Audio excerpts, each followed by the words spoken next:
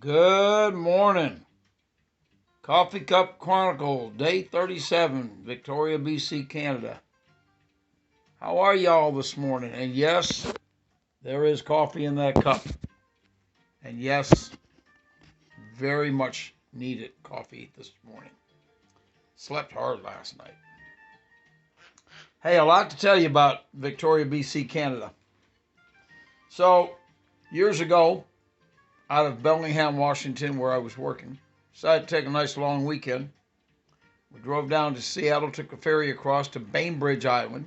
We went to the Blue Star Diner first, and then we took another ferry, and I don't remember what the port was called, out of the Washington side, and went up to Victoria, BC, Canada, on Vancouver Island. Great place. If you get a chance to go spend 3 days or two minimum. A lot of good places. Man, it's memorable, let me tell you. So, one of the first things we did was we went to high tea at the Empress Hotel. They've been doing it for over 100 years, twice a day, noon and 2. So we went to the 2 o'clock. $36.95 for tea each. They bring out the little 3-level thing. It's got crumpets on it and scones and jams, all homemade. Incredible. People pour your tea for you. Truly an event. It's just something you have to go experience. You could do it stateside, but Empress Hotel in Victoria, Vancouver Island, British Columbia, Canada. It was fantastic. 2 hours. One of the things I remember is that the maitre d' came over and they were talking to us, or he was talking to us, and somebody on the far side sitting at a table dropped a utensil. I got to show you, he did this.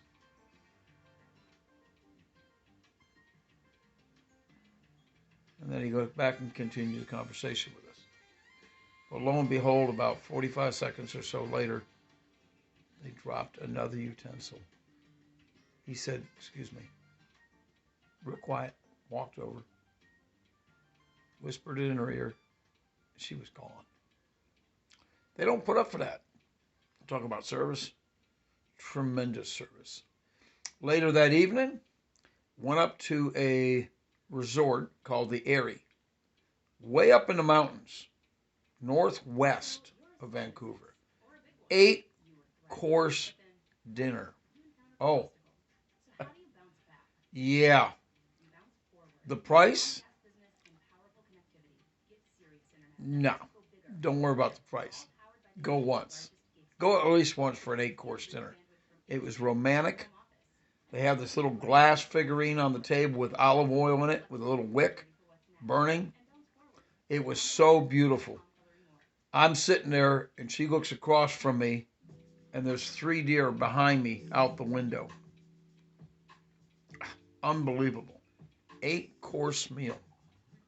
3.5 hours to eat. It was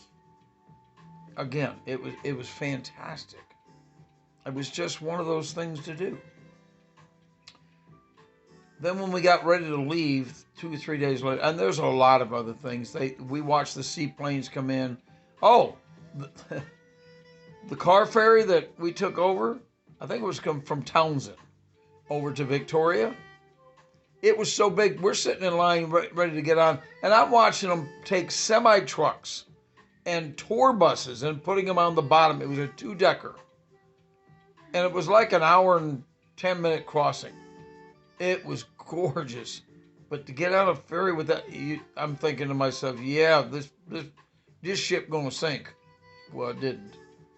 So anyway, the last thing was Sunday morning when we got ready to leave. Of course, we went to a nice restaurant, had this gorgeous breakfast. And right now, I don't want to get up and look, but the name, the blue something, the blue heron, I think it was. Anyway, we're going up the highway. We decided to go out of the north end of Victoria and go over to Vancouver, the city of Vancouver. And I'm going down the road, and there's this place called Bouchard Gardens. Thought, what the heck? Let's go in. Now, I paid for everything up to now. So we pull up, and it's the premier gardens of the Western Hemisphere. There's nothing like it. And I mean nothing. Absolutely nothing. Pulled up, and we went to, was talking to the lady. My wife handed me, she said, well, I'll pay for this one. I said, okay. The lady looks at you and says, that'll be $35 each for a garden. Here you go. It was hilarious. But let me tell you, 55 acres of gardens, including a sunken garden, a rose garden, waterfalls. So what it is back in the early 1900s, it's an old limestone quarry. And the gentleman, Bouchard, was mining limestone, shipping it down to the States so they can make products out of it. Well, his wife got tired of seeing the bare walls and the bare grounds, so she started trucking in and building this garden. She was trucking in topsoil and everything else. It's so gorgeous. Green, red, yellow, tulips, you name it, roses, sunken gardens. It was 3 hours, almost 4 hours, just walking through the fragrance that was going on. What a fantastic end to a fantastic weekend. Now, there's a moral to that story. Go visit these places I'm talking about in my Chronicles. I'm so glad I did. I'm so glad that I had parents that made sure we went on vacation every year, no matter what it was, where we went. Every year we went down to Allegheny State Park in New York for camping. Almost every year in my childhood that I can remember, Memorial Day, we would drive down to Virginia to pick up my grandfather, bring him back for the summer, and then Labor Day we would take him back. And sure enough, we got to tour Washington, D.C. lots of times. We'd go to the ballpark with my Uncle Joe. He would always buy ice cream on the way home for us. Then that's become a habit. It's funny because down there you buy ice cream in the drugstore. Hey, it worked.